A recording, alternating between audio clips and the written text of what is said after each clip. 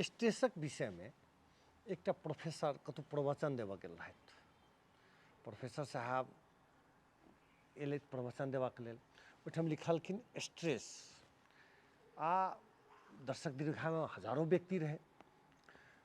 ओहिठाम कहलखिन जे हम एकटा के स्ट्रेस के विषय में प्रसंग आगा बढ़ाबऽ से पहिने एकटा गिलास भरल पानि भरल एकटा गिलास लऽ कऽ हम अहाँ सबके देखाबऽ चाहै छी।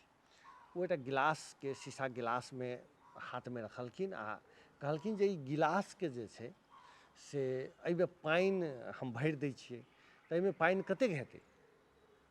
तो दर्शक दीर्घा से एलै, केओ कहलकै 200 ग्राम 300 ग्राम। हाँ तो 200-300 ग्राम से तो बेसी नहीं हेतै, तो अच्छा तो हम उठबै छी, एना कऽ रखै छी। ई कनी देर रखबै तो कोनो फर्क नहीं, 200-300 ग्राम कोन भारी भेलै। लेकिन 1 घंटा जे रखबै तो कनी दर्द होबऽ लागत, एहिठाम बाँहि में पीड़ा होबऽ लागत। लेकिन 2 घंटा जे रखबै तो कनी एहिठाम अकड़न होबऽ लागत, दर्द तो तेज भऽ जायत, अहूठाम पीड़ा होबऽ लागत। लंबा समय धरि जे छै से ओकरा अकड़न कहै छी, अकड़न भऽ जायत, वा ई कही अपना सबके भाषा में जे छै से उखड़ि जायत। आ जो एकरा हम 3 घंटा हाथ में राखी तखन की हेतै, तो 3 घंटा जखन राखब तो गिलास हाथ से खसि सकैए वा हम अपने स्वयं खसि सकै छी। तो स्ट्रेस सेहो किछु करीब करीब अहिना होइ छै। गिलास में जे भार छलैए, जे वेट छलैए, ताहिमे तो कोनो कमी नहीं भेलैए, शुरू से अंत धरि ओतबे वेट छलैए।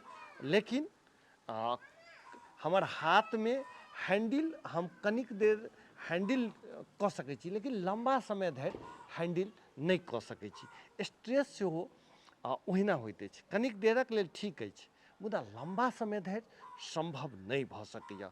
लंबा हाथ लंबा समय धरि स्ट्रेस रहत तो हम टूटऽ सकै छी। जहिना गिलास हाथ में नहीं रहि सकैए तहिना हमहूँ खसि सकै छी, चाहे गिलास खसि